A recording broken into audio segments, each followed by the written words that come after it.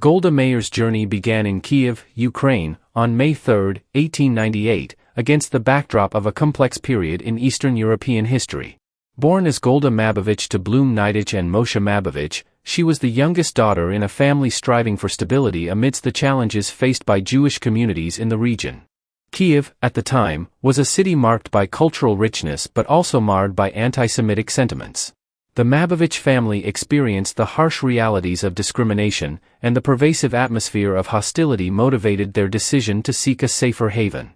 Meir's father, Moshe, left the country to find work in New York City in 1903. In his absence, the rest of the family moved to Pinsk, present-day Belarus, to join her mother's family. In 1905, Moshe moved to Milwaukee, Wisconsin, in search of higher-paying work, and found employment in the workshops of the local railroad yard. The following year, he had saved up enough money to bring his family to the United States. Golda, along with her mother and sisters, landed in Quebec and traveled to Milwaukee by train. Meir's mother ran a grocery store on Milwaukee's north side.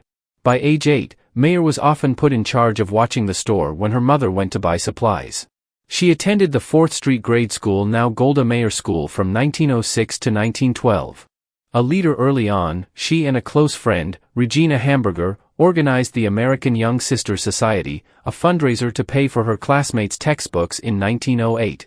As part of the organization's activities, she rented a hall and scheduled a public meeting for the event. Despite frequent tardiness due to having to work in her mother's store, she graduated as valedictorian of her class. In 1912, she began studying at North Division High School and worked part-time. Her employers included Schuster's department store and the Milwaukee Public Library. Her mother wanted Golda to leave school and marry, but she declined. On February 17, 1913, Meir boarded a train to join her sister, Shana Korngold, who was already married and living in Denver, Colorado. During her time in Denver, Meir enrolled at North High School. The Korngold household became a hub for intellectual discussions, hosting evenings filled with debates on topics such as Zionism, literature, women's suffrage, and trade unionism.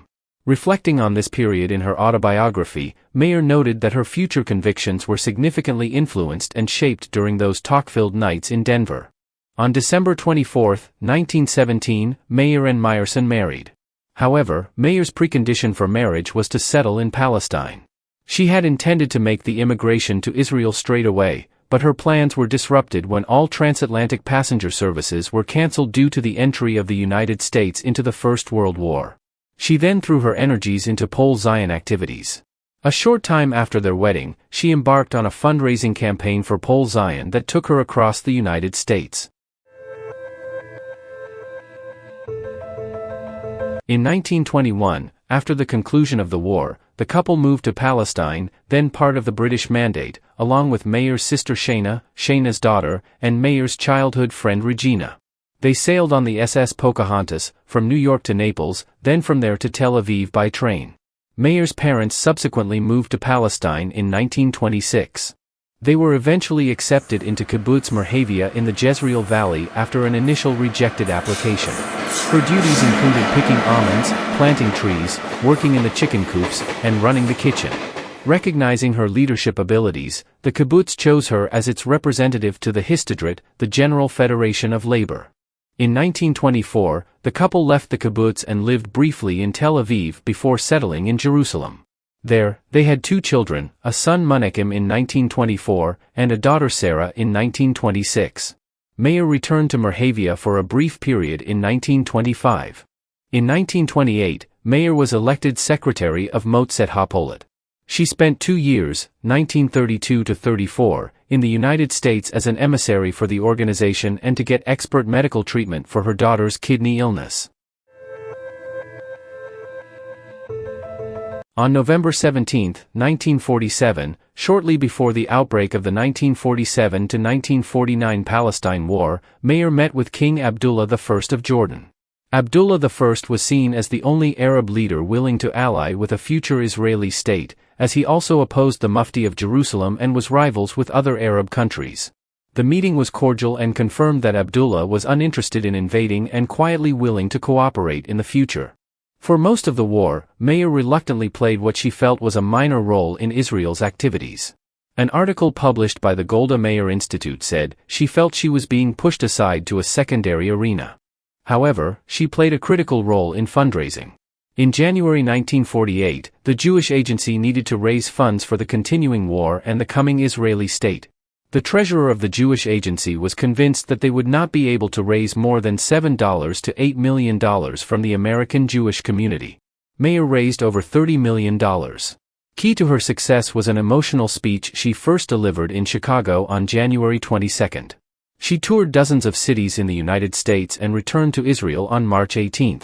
The funds were critical to the success of the war effort and the establishment of Israel. By comparison, the opposing Arab Higher Committee's annual budget was around $2.25 million, similar to Haganah's annual budget before the war.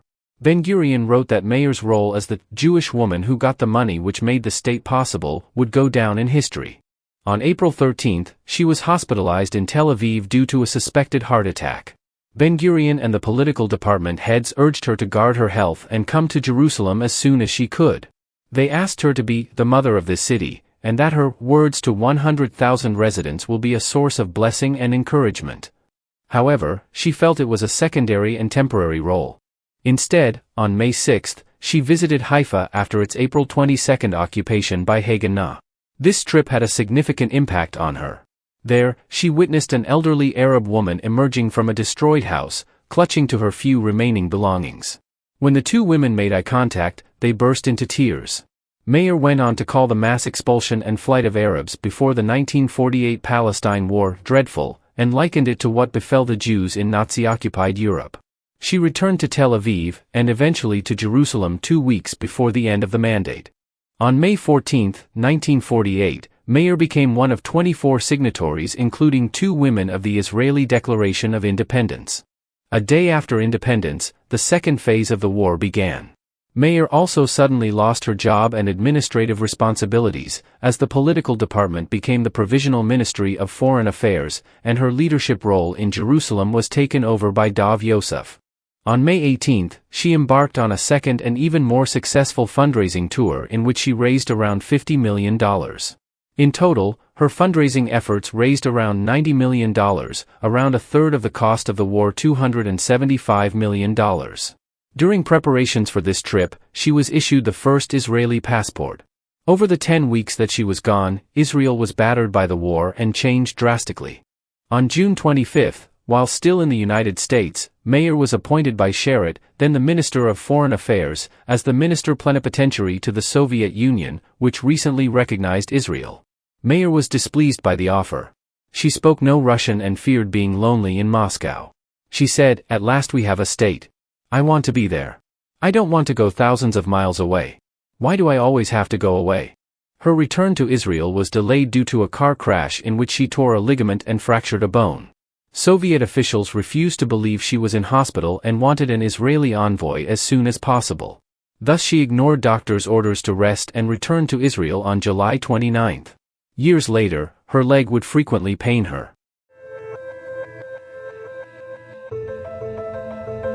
Prime Minister Levi Eshkol died suddenly on February 26, 1969, leading to the appointment of Yigal Allon as interim prime minister and an election to replace him.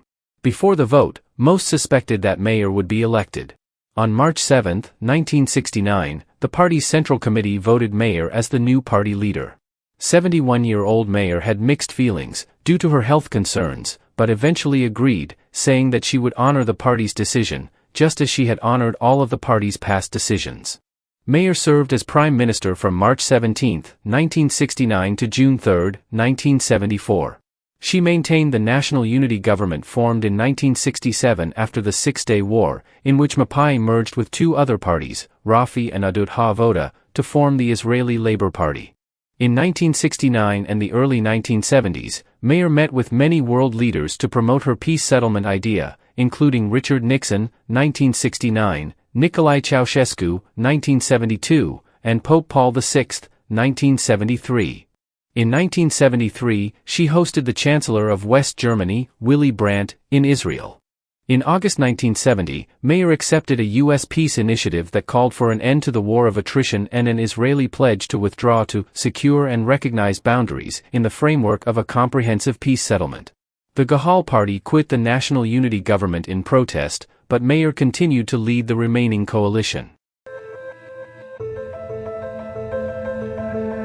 For months preceding the attack, Egyptian President Anwar Sadat made repeated overtures for peace in exchange for a full Israeli withdrawal from the Sinai, but these gestures were rebuffed by Meir, who had offered previously to discuss ceding most of the Sinai, but was not willing to restore the pre-1967 borders, and Egypt had no interest in peace talks under Meir's conditions.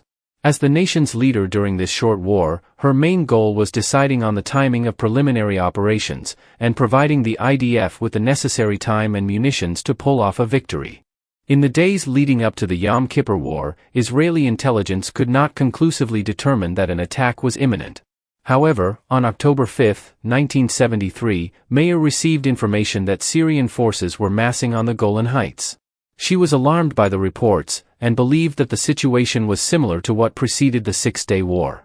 However, her advisors counseled her not to worry, saying they would have adequate notice before any war broke out. This made sense at the time. After the Six-Day War, most in the Israeli intelligence community considered the Arabs unprepared to launch another attack.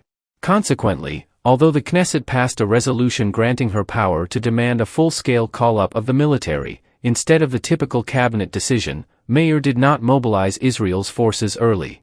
Soon, though, the threat of war became very clear. 6 hours before the outbreak of hostilities, Meir met with Minister of Defense Moshe Dayan and General David Elazar.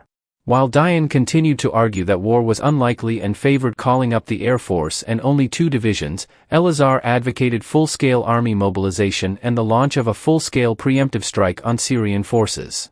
Proved full-scale mobilizing but rejected a preemptive strike, citing concerns that Israel might be perceived as initiating hostilities, which would hurt Israel's access to crucial foreign aid and military support, in particular from the United States, in the resulting conflict. She made it a priority to inform Washington of her decision. U.S. Secretary of State Henry Kissinger later confirmed Meir's assessment by stating that if Israel had launched a preemptive strike, Israel would not have received the backing of the United States. On November 21, 1977, Meir spoke at the Knesset on behalf of the Labour Party to Egyptian President Anwar Sadat during his historic trip as the first Arab leader to visit Israel.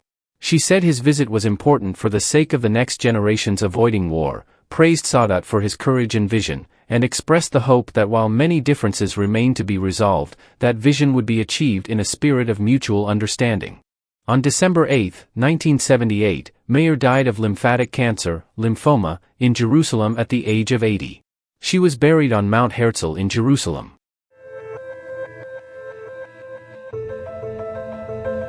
Historians find her main legacy includes effective leadership of the labor movement, and building good relationships with Third World nations. Mezzini states, apart from laying the foundations for Israel's presence in Africa, she was never taken with the routine and often dull diplomatic work in the foreign ministry and abhorred its outer manifestations of ceremonies and rites. Most historians agree she was a success as Secretary of Labor and Housing, but a failure as Prime Minister. A controversial figure in Israel, she has been lionized as a founder of the state and described as the Iron Lady of Israeli politics, but also widely blamed for the country being caught by surprise during the 1973 Yom Kippur War. She was also widely criticized for her dismissive statements towards the Palestinians. If you enjoyed watching this video, subscribe, like and share your views in the comment section to stay updated with pro-Israel history on New Times Television.